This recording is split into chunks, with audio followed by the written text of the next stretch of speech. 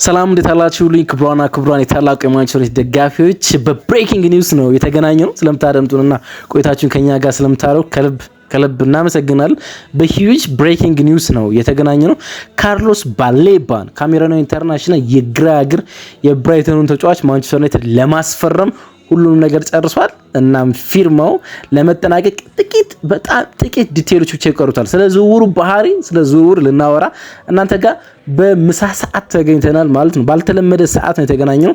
ብሬኪንግ ኒውስ ስለሆነ ማለት ነው። ኤክስክሉሲቭ ያደረገው እንደተለመደው ዴቪድ ኦሬስትን ነው። እናም ዴቪድ ምን አለ የሚሉትን ጉዳዮች ከዛ በኋላ ሌሎች ሚዲያዎችም ስካይ እና ፋብሪዞ ምን አሉ የሚሉትን ጉዳዮች እየዳሰስን እናንተ ጋር እንቆያለን። እናንተ ገና ቪዲዮን ስንጀምር ዌልካም ትሉታላችሁ ባሌባን ማለት ነው እና የሚሰማችሁን ስሜትን ትጽፉልኝ ያላችሁ ዝውውሩ በምን ያህል ገንዘብ አለቀ የሚሉትን ጉዳዮች እንመለከታለን ማለት ነው። አብራችሁን ቆዩ። ላይክ ማድረግ፣ ሰብስክራይብ ማድረግ፣ ሼር ማድረግ አይረሳ። የኮሜንት መስጫው ባር ስለ ባሌባ የሚሰማችሁ ስሜቶች ትጽፉልናላችሁ። አዲሱ የማንቸስተር ዩናይትድ አማካኝ ሆኗል ባሌባ።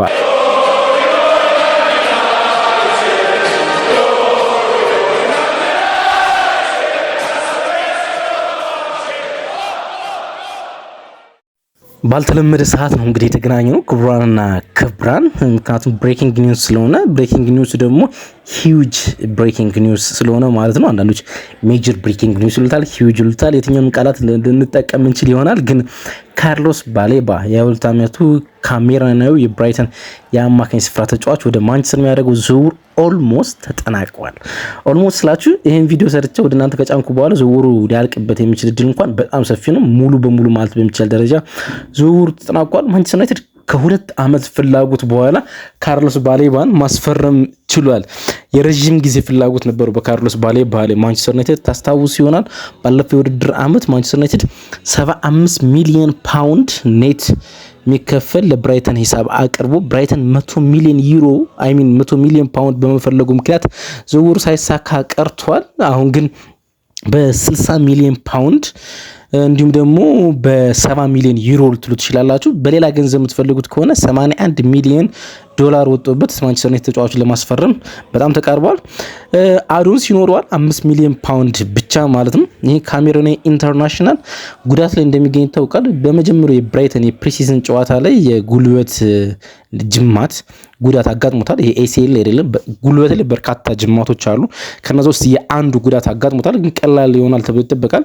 ከኢንተርናሽናል ብሬክ በኋላ የመጀመሪያ ሶስቱ የፕሪሚየር ሊግ ጨዋታዎች አልፈው ከኢንተርናሽናል ብሬክ በኋላ ይመለሳል ተብሎ ነው የሚጠበቀው። እንግዲህ 2023 ነው ከሊል ወደ ብራይተን የመጣ። ወደ ብራይተን ከመጣ በኋላ ከፕሪሚየር ሊጉ በጣም አስደናቂ ተጫዋቾች እንዳንዱ ነው። ከካሴዶ ጋር ነበር መጀመሪያ የሚጣመረው። ካሴዶ ወደ ቼልሲ ካመራ በኋላ ያን ቦታ የሸፈነበት መንገድ ሁሉንም ሰው ባስገረመ መንገድ ነበር ያን ቦታ ሲሸፍነው የተመለከተው። 112 ጨዋታዎችን ለብራይተን አድርጓል። ባለፈው ውድድር ዓመት ብዙ ጥያቄዎች በሚነሱበት ጊዜ እንኳን 35 ጌሞችን አድርጓል። እርግጥ 3 ጌሞችን ብቻ ነው 90 ደቂቃ የጨረሰ። አንደኛው ግን በብራይተን ከማይረሱ ጌሞች ውስጥ አንዱ ነው። ቼልሲን 3-0 ባሸነፉበት ጨዋታ ነው 90 ደቂቃ የጨረሰበት። በጣም ጥሩ ፊርማ ይመስለኛል። የማንቸስተር ዩናይትድ የአማካኝ ስፍራ ዴቭስ በጣም ለማስፋትና የተለየ አቅም ለመጨመር ማለት ነው።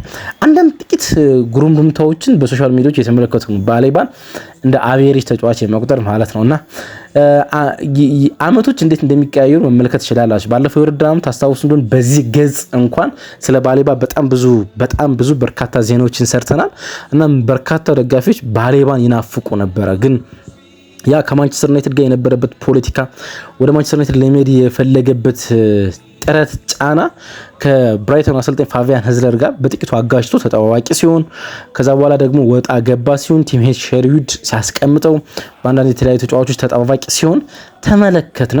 ያ ወጣ ገባ ማለት በርካታ የማንቸስተር ዩናይትድ ደጋፊዎች እንደ አቬሬጅ ፊርማ እየተመለከቱ አሁን ይገኛሉ። አሁን ዜናው ወጣው እንኳን በትዊተር እኛ ሀገር ብቻ ሲሆን በውጭ ሚዲያዎችም በትዊተርም ዝውውሩን እንደ ቀላል ነገር ለመመልከት ሲሞከር እየተመለከቱ ነው የሚገኘው።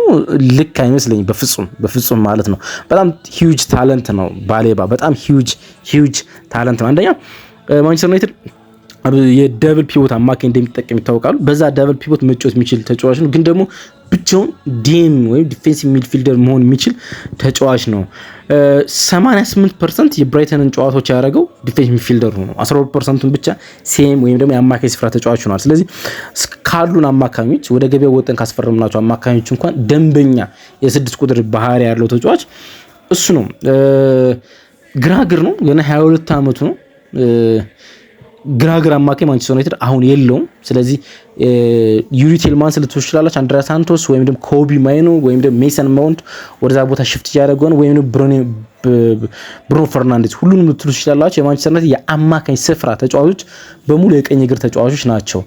የፍሌቸር አንደኛው ልጅ ታይለር ፍሌቸር የምንጠቀም ካልሆነ በስተቀር ማለት ነው። ሁሉም በሚባል ደረጃ የቀኝ እግር ተጫዋቾች ናቸው። ስለዚህ የአንግል ባያዝ በአማካኝ ስፍራ ውስጥ ይኖራል። 10 ቁጥር ተጫዋቻችንም ሁለቱ አማካኞችም ቀኝ እግር ሲሆኑ የአንግል ባያዝ ያጋጥማል። ለምሳሌ ቼልሲ ካይሴዶና ኢንዞ ፈርናንዴዝ ሲጠቀም 10 ቁጥር ቦታ ላይ ፓልመርን ይጠቀማል፣ ግራ እግር ይኖራል ማለት ነው። አርሰናል በአማካይ ስፍራ ውስጥ ለበርካታ ጊዜ ማርቲን ዙቢሜንዲና ዲክላን ራይስ ሲጠቀም አንደኛው አማካኝ ግን ሆኖ የሚሰለፈው ማርቲን ኦዲጋርድ ነው፣ ግራ እግር ነው። ማንቸስተር ሲቲ ውስጥ በርካታ ግራ እግሮች አሉ። ፊልፋደን፣ ቸርኪ ያለን በርካታ ግራ እግሮችን መጥቀስ እንችላለን።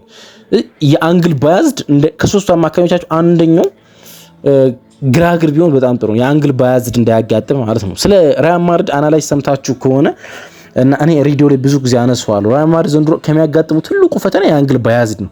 ከፊት መስመር የሚያሰልፋቸው ምባፔ፣ ጁዲ ቤሊንግሃምም፣ ቪኒ ጁኒየርም ወይም ደግሞ አዲሱ ፍርማንቸው ያን ዱማንዲም ቀኝ እግሮች ናቸው። ከኋላም ያሉት ሁለቱ አማካኞቻቸው ቀኝ እግሮች ናቸው እና የአንግል ባያዝ በጣም ያጋጥመዋል ተብሎ ይጠበቃል። አሁን ማንቸስተር ዩናይትድ ያን የአንግል ባያዝድ በተለይ ደግሞ ከትንንሽ ቡድኖች ጋር ሲጫወቱ የሜዳው ወርድ በጣም ሲጠብና ብሎ ብሎክ ሲጫወቱ የሚያስከፍት የተለየ አንግል ባያዝድ የሌለበት ተጫዋች ያስፈልጋል የቲም ያን ግራግር ማንቸስተር ዩናይትድ አሁን ያገኘ ይመስላል። ኦን ዘ ቦል ሙቭመንቱ በጣም ጥሩ ነው፣ ግን ከዛ በላይ ፕሬስ ሬዚስተንሱ በጣም አስደናቂ ነው። ለምሳሌ የኦፕታ ሳይሆን የዛ አትሌቲክን የዛሬ የስካውቲንግ ሪፖርት ብትመለከቱ በጣም ትደነቃላችሁ። ከ5 ተጫዋቾችን ሬት ያደርጋል ዛ አትሌቲክ ማለት ነው። ቦል ሙቭመንቱን ኦን ዘ ቦል ሙቭመንቱን 1 ይሰጠዋል ከ5፣ ግን ፕሬስ ሬዚስተንሱ ከ5 ነው የሚሰጠው። በማንቸስተር ዩናይትድ የማጥቃት ውስጥ የሱ ሚና አነስ ሊል ይችላል፣ ግን ደግሞ ፕሬስ ሬዚስት አድርጎ በመውጣት በኩል እስከ 5 ነው ያለው። ፕሮግሬሽን ኳሱን ተሸክሞ ወደ ሁለተኛው የሜዳ ክፍል በመሄድ ውስጥ ከ5-4 ነው የሚሰጠው ዛ አትሌቲክ ማለት ከ5-4 ማለት ነው። በጣም ጥቂት ልክ እንደዚህ አይነት ቁጥሮች ሊሰጣቸው የሚችሉ ተጫዋቾች እንደ ዲክላን ራይስ ያሉ እንደ ኢንዞ ፈርናንዴዝ ያሉ ተጫዋቾች ናቸው፣ ወይም ደግሞ እንደ ኤሊት አንደርሰን ያሉ ተጫዋቾች ናቸው። ክሬቲቭ ትሬቱ እዚህ ጋር ነው ጥቂት ጥያቄ የምነሳበት። ኦን ዘ ቦል ሙቭመንት ነው ክሬቲቭ ትሬቱ። ከሱ ማንቸስተር ዩናይትድ የማጥቃት እንቅስቃሴ የሚያገኘው ቁጥር ያንሳል። ለምሳሌ ክሬቲቭ ትሬቱ ወይም ደግሞ ማንቸስተር ዩናይትድ ከሚያጠቃበት የሜዳ ክፍል ውስጥ የመገኘት እድሉ 2% ብቻ ነው። ፍሮንት ፉት ዲፌንዲንግ መከላከሉ ከ5-4 ነው። በጣም አስደናቂ ተጫዋች እንዳለና ሴንተሩን መከላከል የሚችል ተጫዋች ማንቸስተር ዩናይትድ ማግኘት እንደቻለ መናገር ይቻላል። እንግዲህ ማንቸስተር ዩናይትድ በርካታ የአማካይ ስፍራ ተጫዋቾችን እንደሚያስፈርም ይጠበቅ ነበር። አሁን ያን ማድረግ ይችላል። በተለይ ደግሞ አቬሬጅ ቢመስሉ ግን ጥሩ ማርኬቲንግ ያላቸውን ተጫዋቾች ማስፈርም ይችላል። ለኔ በጣም አስደናቂ አማካኝ ስፍራ ፊርማ ነው ማንቸስተር ዩናይትድ ማድረግ ይቻላል። እርግጥ የሚያስፈልጉ 2 ቦታዎች አሁንም አሉ ለኔ፣ በተለይ ግራ ፉልባክ እና ግራ ዊንገር በጣም ያስፈልጋል። የቀኝ እግር ግራው ዊንግ ላይ የሚሰለፍ ተጫዋች ማንቸስተር ዩናይትድ አሁንም በጣም ያስፈልገዋል። በጣም እሱ እንደ ቀላል የሚታይ ጉዳይ አይደለም። ግን ዩሪ ቴልማንስ በጣም ጥሩ ፊርማ ነው።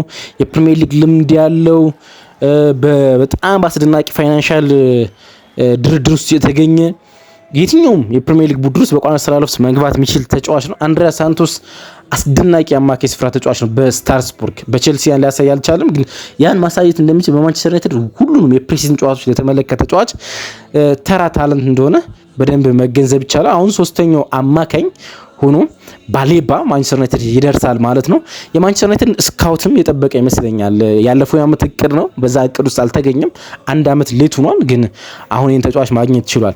የማንቸስተር ዩናይትድ አንዱ ችግር የነበረው የሆነ ቦታ ላይ በቀላሉ መፈታት የሚችልን ችግር ለአመታት ይዞ መቆየት አለ አይደለ? ለአመታት ተመልክተናል። የቀይ መስመር ዊንገር የግራግር የሆነ የቀይ መስመር ዊንገር ለማስፈረም ረጅም ጊዜ እንደፈጀበት ወይም ደግሞ ሲዲኤም ለማስፈረም ለአመታት ካስሜሮ እስኪመጣ ድረስ ለአመታት በዳብል ፒቮት ፍሪድና ማክቶሚንን ወይም ደግሞ ፖግባን ካለቦታቸው እያጫወተ እንደነበር ይታወቃል። አሁን ደግሞ በጣም በፍጥነት መሸፈን ያለበት ቦታ ላይ የግራ ፉል ባክ ቦታ ላይ ማለት ፓትሪክ ዶርክ የዊንግ ባክ ተጫዋች ነው። ለዛ ነው በቀላሉ የዊንገር ለመሆን የተመቸው። ሉክ ሾው በእድሜ በማች ፊትነስ ስፕሪት በማድረግ ውስጥ እነዛ ተደጋጋሚ ጉዳቶች የፈጠሩበት የፍጥነት መቀነስ ተጫዋቹ ድሮ በነበረበት ስታር ኳሊቲ እንዳልነበር ከፉልባክ ይልቅ አሁን ለሴንተር ባክ እንደሚቀርብ የተመለከትን እንገኛለን። ለአይደን ሄቨን ወይም ደግሞ ለሊሳንድሮ ማርቲኔዝ ባካፕ መሆን እንደሚችል እዛ ቦታ ላይ ደንበኛ ተጫዋች ማንቸስተር ዩናይትድ ይፈልጋል። ዴቪድ ሩም ይመስላል የሌቪዥንጉ የግራ መስመር ተከላካይ የጀርመን ብሔራዊ ቡድን ተጫዋች፣ ግን እዛ ቦታ ላይ ተጫዋች ያስፈልገዋል። የቀይ መስመር አጥቂ የግራ መስመር የቀኝ እግር ተጫዋች ማንቸስተር ዩናይትድ እንደ ቁጥር 3 ተጫዋች አሉ። ፓትሪክ ዶርክ፣ ማርከስ ራሽፎርድ እና እንዲሁም ደግሞ ማቲያስ ኩኛ ማለት ነው። ግን ሶስቱም ላይ ጥያቄ ማንሳት የሚችል ይመስለኛል። ከታክቲካል አናላይስ አንፃር ብዙ ጊዜ አንስቷል። ማቲያስ ኩኛ የዛ ትክክለኛ ቦታ ተጫዋች አይደለም። ፓትሪክ ዶርክ ዋይድ ያሰፋል፣ በጣም ጥሩ ክሮሰር ነው፣ ግን ክላስ የሚባል ነገር ይጎለዋል። ማርከስ ራሽፎርድ እንደምናውቀው ነው ለበርካታ ዓመታት በዛ ቦታ ላይ ማንቸስተር ዩናይትድን አገልግሏል። ግን ብዙ ጥያቄ እናነሳለን። ማርከስ ራሽፎርድ በምፈልገው ጥራት ልክ መጫወት አልቻለም እያልን አይደለም ለረጅም ጊዜ አንስተናል። የኤሪክ ቴን ሃግ የመጀመሪያ ዓመት ላይ በጣም ጥሩ ነበረ። ከዛ በኋላ ግን ጥያቄ አንስተን ለ19 ወራት ያህል ማንቸስተር ዩናይትድ ሳይጫወት ነው አሁን ተመልሶ የመጣ ማለት ነው። እዛ ቦታ ላይ ማንቸስተር ዩናይትድ ሰው ይፈልጋል። እንደው የዱዋሎና የማዘሬን ቦታ እንኳን ትተን ቢያንስ በእነሱ ይሄኛው ዓመት መሸፈን ይችላል ብለን ማለት ነው። ግን የአማካኝ ስፍራ ፊርማው ለኔ ፍጹም አስደናቂ ነው። ፍጹም ያስደናቂ ነው። አሁን ለሁለት ቦታዎች 4 አማካኞች ይፈልጋል አንድ ቡድን። ለሁለት ቦታዎች 4 አማካኝ። አሁን ማንቸስተር ዩናይትድ ለሁለት ቦታዎች 4 አማካኞች እንዳሉት መግለጽ ይቻላል። ማይኑዋል ነው ባሌባ፣ እንዲሁም ደግሞ ሁለቱ አዲስ ፊርማዎች ዩሪ ቴልማንስና አንድሪያ ሳንቶስ አሉት ማለት ነው። ሁሉም ቡድን ለሁለት ቦታ 4 ተጫዋች ነው ያለው። ማንቸስተር ዩናይትድ ያን ማድረግ ችሏል። ስለዚህ በሻምፒዮንስ ሊግ በካራባ ካፕ እና በኤፍኤ ካፕ የጨዋታ ብዛት ላለው ማንቸስተር ዩናይትድ አሁን የአማካኝ ስፍራ ዴብዙ በተለይ ደግሞ አቬሬጅ በሆኑ ተመጣጣኝ ብቃት ባላቸው አንደኛው መሸፈን በሚችል በርካታ ተጫዋቾች የተሸፈነ ይመስላል። ዌልካም በሉት ባሌባ ካሜራናዊ ኢንተርናሽናል የግራ እግር ስታር ደርሷል። የፕሪሚየር ሊግ ልምድን ይዞ ማለት ነው። አሁን ማንቸስተር ዩናይትድ ያሉ ሁሉም አማካኞች ፕሪሚየር ሊግን በደንብ የሚያውቁ ናቸው። ስለዚህ ስለ መልመድ ብዙ አያሳስበንም ማለት ነው። እንዴት አያችሁት ፊርማውን? ሀሳባችሁ ስጡት። ቴክኒካል አናላይሱን እንዴት እንጠቀምበታለን የሚሉትን ግን ደግሞ ሌላ ቪዲዮ ሰራለሁ። ሄሪጎ ዛሬ ይባላል ብለን እንጠብቃለን፣ ወይም ምሽት አካባቢ ላይ ማለት ነው። ከዛ ከተባለ በኋላ ስለ ተጫዋቹ ፕሮፋይል አናላይስ ደግሞ እንሰራለን።